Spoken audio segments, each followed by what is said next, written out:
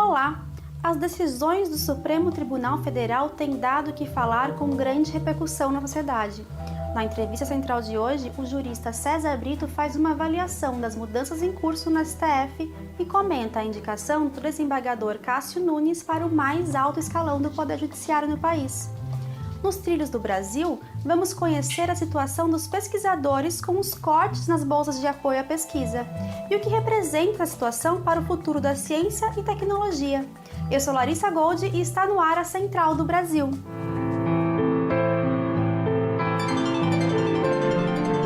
Central do Brasil. As eleições municipais que acontecem em novembro serão um termômetro para as eleições de 2022. Bolsonaro, a direita tradicional e a esquerda medem forças nas urnas. Acompanhe a avaliação do editor da newsletter Miguel Stedley no embarque imediato de hoje. Embarque imediato. Desde 2014, o Brasil enfrenta uma forte onda conservadora que se expressaram nas eleições daquele ano, depois nas eleições de 2016 após o impeachment e finalmente nas eleições de 2018. Por isso, as eleições municipais desse ano são determinantes para medirmos a capacidade de reação da esquerda, com vistas à eleição de 2022. Mas ela é determinante também para a direita. É verdade que o bolsonarismo unificou os setores da extrema-direita, como os militares e os evangélicos, mas o bolsonarismo está no Palácio do Planalto, não está de forma institucional e orgânica ainda nos municípios e nos estados, e por isso essa eleição é importante para o projeto de reeleição de Bolsonaro. Ao mesmo tempo, outros setores de direita que confrontam o bolsonarismo, que disputam com ele esse espaço, também precisam se posicionar com força nas eleições. É o caso do PSDB. E da mesma maneira, a Lava Jato, que nunca participou do jogo democrático, sempre preferiu fazer por fora, e mesmo sem estar nas eleições, vai tentar sobreviver a partir da presidência de Luiz Fux no STF. Essas movimentações terão resultados nos próximos 30 dias, mas as consequências delas serão determinantes para os próximos 2 anos. O governo Bolsonaro tem direcionado diversos ataques à educação, em especial à ciência e pesquisa. Neste ano, um decreto cortou mais de 8 mil bolsas. Pesquisadores ficam em uma situação de insegurança e todo o cenário de pesquisa científica no país é afetado. Confira na matéria de Afonso Bezerra nos Trilhos do Brasil. Trilhos do Brasil. A postura anti-ciência do governo Bolsonaro se reflete nos números. No orçamento para 2021, está prevista uma redução drástica nas bolsas do CNPq e CAPES, órgãos responsáveis pelo financiamento de pesquisas, de mestrados e doutorados. Este cenário passa uma insegurança para quem está nas universidades. Felipe Parra, que estuda comunicação e é bolsista, mostra que, além dos cortes arbitrários, a promessa de desinvestimento constante, sobretudo nas áreas perseguidas pelo bolsonarismo, prejudica a continuidade dos estudos. São somatórias que dificultam muito o trabalho da ciência no Brasil. Não que isso vá desanimar nós pesquisadores, porque é o que a gente ama e eu acho que é extremamente importante fazer essa devolutiva para a sociedade. Com as bolsas, os pesquisadores garantem os custos pessoais e os da própria pesquisa. Além da desidratação financeira, a ciência no país sofre com o descrédito diante da população.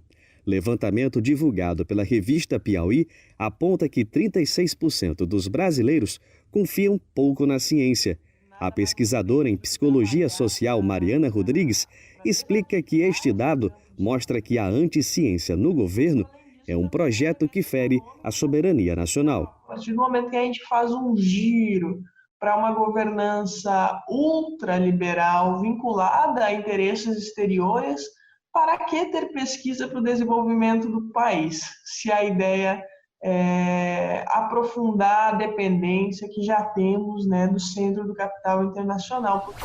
Na parada cultural de hoje, o psicólogo Gabriel Poderoso traz a indicação de um livro vencedor do Nobel de Literatura. Parada cultural. E hoje eu vim trazer uma indicação de leitura para vocês, que é As Vinhas da Ira, do John Steinbeck, vencedor do Nobel de Literatura de 62. A obra narra a grande viagem de uma pequena família que é expulsa das suas terras pelos bancos e pelas grandes corporações até a prometida terra da Califórnia, onde supostamente haveriam empregos e boas oportunidades. Os 3.000 quilômetros entre um estado e outro são uma metáfora da grande narrativa humana pela sobrevivência, pela dignidade e para ter um futuro melhor. O Steinbeck faz um profundo rasgo social e evidencia as consequências catastróficas que uma sociedade extremamente capitalista tem quando a prioridade é o acúmulo de capital e não cuidado do indivíduo. A proposta de emenda à Constituição sobre prisão em segunda instância volta à pauta da Câmara dos Deputados, com a controvérsia no STF em relação ao caso do André do Rep. A escalada punitivista quer se sobrepor, inclusive, a uma cláusula pétrea da Constituição. Saiba mais na reportagem de Camila Piacese. Nacional. O princípio constitucional da presunção de inocência é uma cláusula pétrea. Parte do entendimento de que todos são inocentes, até que prove o contrário. Foi incluído na Constituição para proteger os cidadãos e evitar que o Poder Judiciário cometa injustiças. A Constituição garante a possibilidade para a defesa de um réu até o final do processo. Cabe ao Poder Judiciário provar a culpa. Foi o que explicou o doutor em Direito Penal e conselheiro regional da seccional do OAB de São Paulo, Cristiano Morona. Essa é uma regra fundamental e que foi construída ao lado de outros princípios para garantir um processo penal democrático.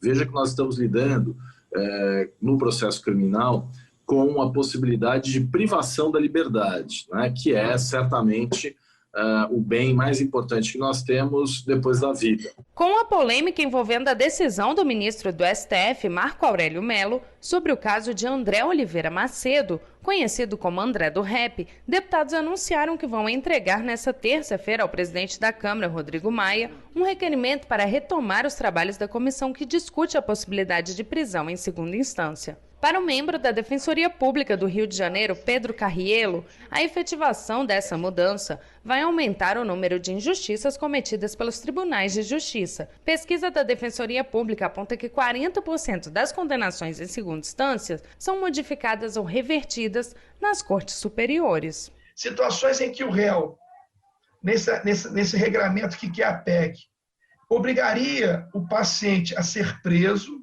para daqui a um ano, 10 meses, 11 meses, ele teria uma resposta melhor da que ele teve na segunda instância.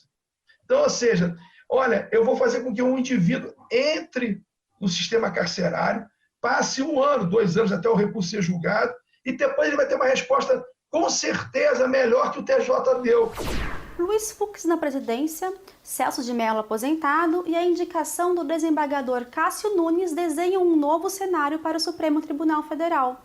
Na entrevista central de hoje, Jonatas Campos conversa com o jurista César Brito sobre as mudanças em curso na corte mais importante do país. Confira! Entrevista Central. A entrevista central de hoje é com o jurista César Brito. Ele foi presidente da OAB Nacional entre os anos de 2007 e 2010. Também foi presidente da União dos Advogados da Língua Portuguesa. Advoga há mais de 35 anos e é articulista de diversos jornais e sites jurídicos. Dr. César Brito, obrigado pela sua participação. O ministro Celso de Mello se aposenta agora. Antecipou inclusive alguns dias sua aposentadoria e eu gostaria de perguntar ao senhor, o senhor fazer para nós uma avaliação do mandato do ministro e principalmente desses últimos anos de tanto protagonismo do STF. Eu tenho advogado muito no Supremo e convivido com o ministro Celso de Mello, citando sempre ele em boa parte das minhas sustentações. E por que isso? Porque ele sempre foi um ministro humanista, ele não era só o decano, ele era uma voz muito ouvida. Eu até lamentava porque que a estrutura do Supremo, o decano vota por último, e começa pelos mais jovens, quando deveria, na minha avaliação, ser o oposto, ter a voz da experiência. E ele sempre foi uma experiência muito grande no sentido de garantir o cumprimento da Constituição. Aliás, é o primeiro ministro a dar efetividade à Constituição de 88, né, pelo tempo que lá passou. Então, acho que foi uma perda muito grande para o Brasil. Mas o que ele conseguiu construir ao longo da história também dá a ele um crédito muito grande. É daqueles ministros que entrará na história e será sempre citado por todos nós. E sai o ministro Celso, entra o desembargador Cássio Nunes. A gente tem visto na imprensa que a indicação dele é basicamente certa no governo. O senhor tem alguma avaliação dessa indicação do governo Bolsonaro, a primeira? Eu o conheço de convivência, porque ele é oriundo da Ordem dos Advogados do Brasil, foi conselheiro e também foi conselheiro seccional, conselheiro suplente, e entrou na lista tríplice da OAB, na lista sexta da OAB, para que fosse escolhido desembargador. Então, eu convivo com ele há muito tempo. E na convivência, aprendi a admirá-lo. Era um advogado, depois de um desembargador, muito acessível, escuta muito as partes e tem uma compreensão de direito que a Constituição garante, que é um direito voltado para a sociedade, um direito em que o cidadão tem que ter mais peso ou peso igual do que o Estado acusatório. E até porque na democracia a cidadania tem que ser sempre o destinatário dela. César, a imprensa se acostumou a fazer um placar sobre ministros contra e a favor da Operação Lava Jato. E eu gostaria de lhe perguntar também, com a saída do Celso e com a entrada do futuro ministro Cássio Nunes, como o senhor avalia o andamento da Lava Jato no STF? Eu não divido o mundo antes e depois da Lava Jato, porque o direito já acontecia antes e vai acontecer depois. A Lava Jato teve acertos, mas também teve erros muito graves. Eu acho que o holofote contaminou a Lava Jato como a confusão de autógrafo com acórdão. Eu sempre falo que quando o holofote vira fonte de direito, não percebe o julgador que traz escuridão ao processo, porque fica muito mais interessado com o sucesso em dar palestra, ser remunerado por palestra, filmes. Eu fiquei muito chocado quando vi o acusador e o julgador assistindo a um filme sobre o processo que estava sendo julgado, chorando e emocionado, comendo pipoca. Então, qual é o destino dos réus quando o holofote dá fama ao julgador e ao acusado? O combate à corrupção é muito importante, mas ele não pode transformar julgadores e acusadores em mitos que vende livros e que se torna famosos por isso. Acho que o Supremo tem um papel de corrigir os abusos que possa ter cometido e seguir no trilho naquilo que for absolutamente legal e correto. A acusação tem um papel muito importante, o julgador tem um importante, não pode ter compadrio entre eles, como também não pode ter entre a defesa. O senhor falou de um dos espectadores do filme lá da Lava Jato, e um deles era o ministro Sérgio Moro, o ex-ministro Sérgio Moro e o ex-juiz Sérgio Moro.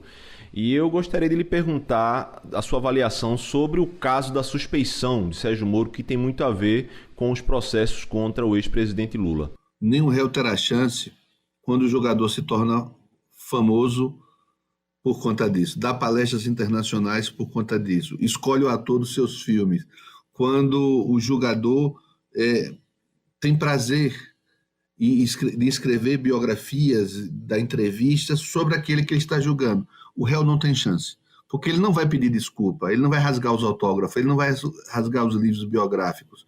Então, eu acho que isso gera uma suspeição muito forte, ele devia ter se afastado já há mais tempo. Sérgio Moro, enquanto juiz, confirmado enquanto ministro, ele atuou de forma absolutamente com suspeição no julgamento do presidente Lula. Eu não tenho dúvida sobre isso, independentemente de conhecer ou não o processo. O que se revelou publicamente é de que juiz e acusador estavam juntos para fazer a condenação. E aí o direito de defesa não teve chance nenhuma, e eu acredito que o Supremo anulará esse julgamento para começarmos de novo. Anular não quer dizer absolver, mas começar com isenção. O programa de hoje acabou. Nos acompanhe nas redes sociais e em todas as plataformas de podcasts, como o Spotify, o Deezer, o Google e o Apple Podcasts. Eu também fico por aqui e a partir de amanhã, Pamela Oliveira está de volta. Até a próxima!